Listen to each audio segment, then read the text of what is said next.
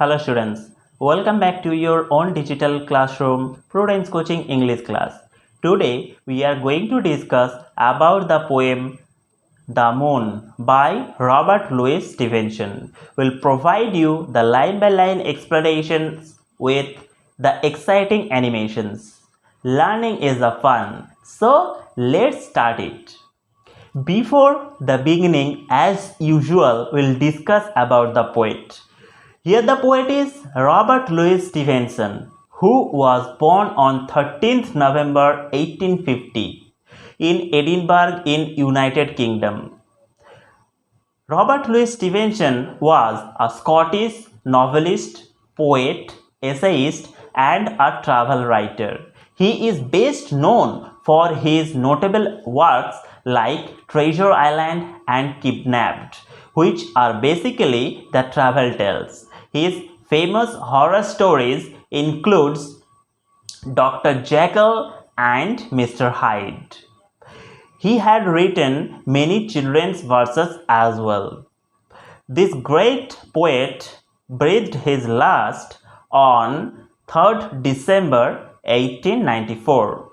Now we'll discuss the plot of the poem. Here the poem The Moon is actually taken from A Child's Garden of Verses, a famous book written by Robert Louis Stevenson. The moon is often envisaged as a female entity which inspires poems on the theme where the moon looks down on the earth benignly. Great Greek poets like Sappho and American poets like Emily Dickens had described moon as a female entity as well. In this poem, the full moon lit night scenario is being well sketched by the poet, where the fields, the streets and the harbor quays are clearly visible. The nocturnal activities of the animals like cats, dogs and owls can also be found. The poet has drawn a stark contrast with the nocturnal animals and the diurnal animals. So let's start the line by line explanations. Before the beginning of the line by line explanation, I will tell you to keep your book in front of you so that you can understand it better. So let's start it. Here is the first answer.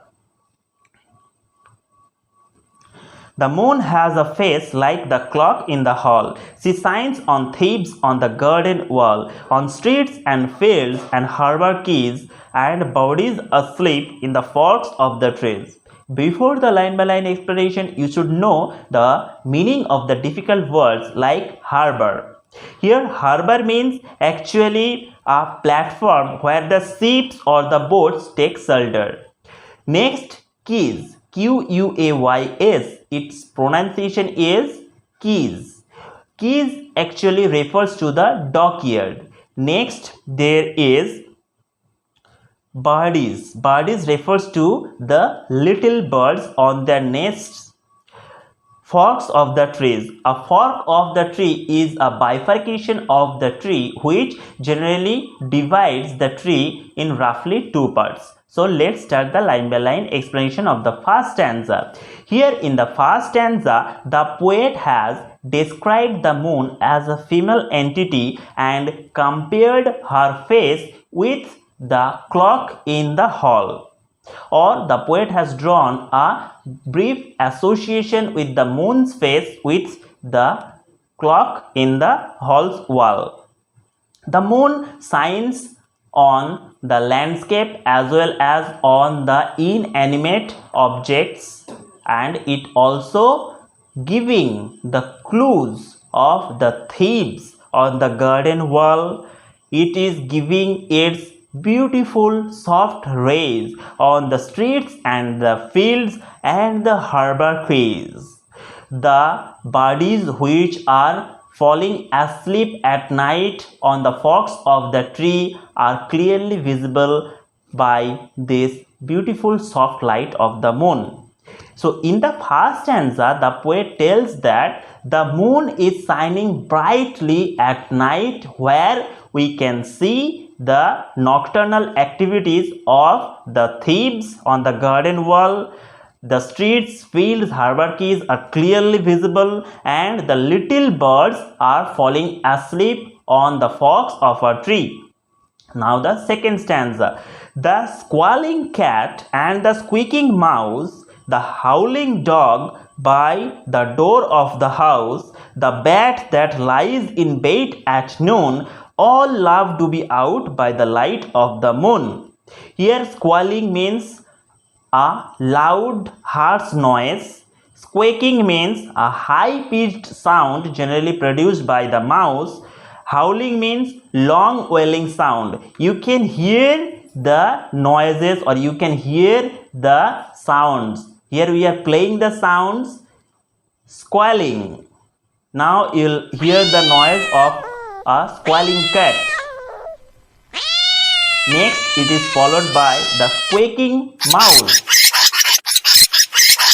Next, howling dog.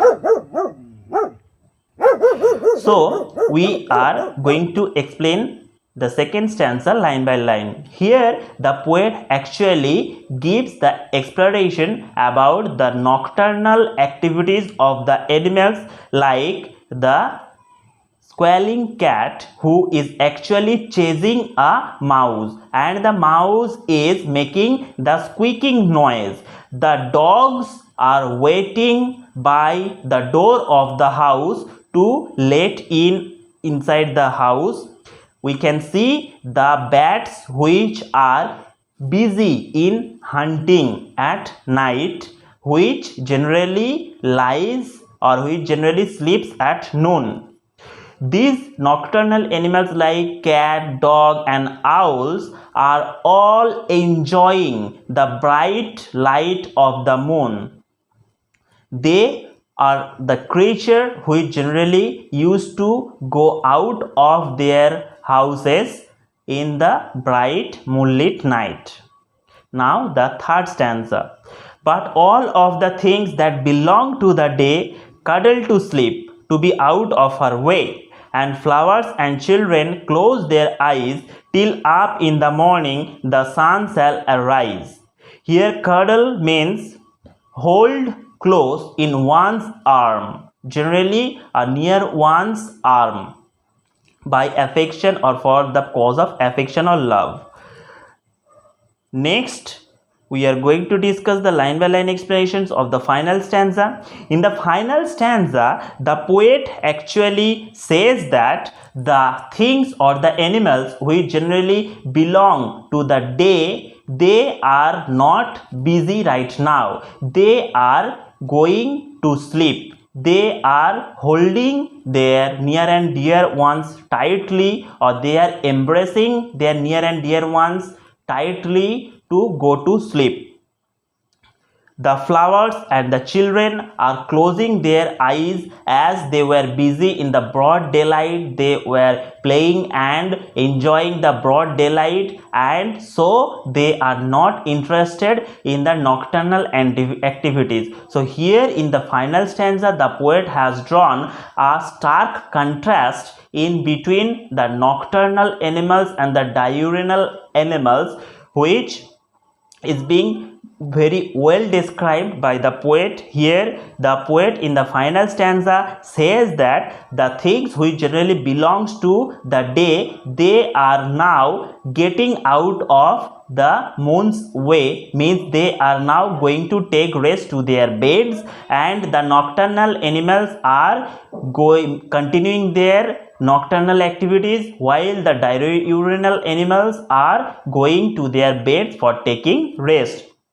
Now we have completely discussed the poem. We are going to discuss the summary of the poem. So since the beginning to the end, the poet has given a description of a full moonlit night. Here we can see the moon is giving its bright soft light on the thieves on the garden wall. The fields, harbor keys and the streets are being lightened by the moon. It is producing a very beautiful mesmerizing scenario. Next, we can see the nocturnal activities done by the animals like dogs, cats, and the owls. The cat is chasing the mouse and the mouse is producing the squeaking noise. Next, we can see the owls which generally sleeps in the time of the noon or which generally sleeps in the broad daytime. They are now busy in their hunting at night. In the final stanza, the poet has made a stark contrast in between the nocturnal activities and the diurnal activities through his beautiful picaresque descriptions. So finally, we have discussed the line by line explanation of the poem The Moon. Students, if you have understood it very well, then like it and helps us to grow by providing you more helpful contents. You can join our Telegram group for introducing your problems. Our expert faculties will provide you the solutions instantly. Thanks for watching, students. Have a nice day. Goodbye.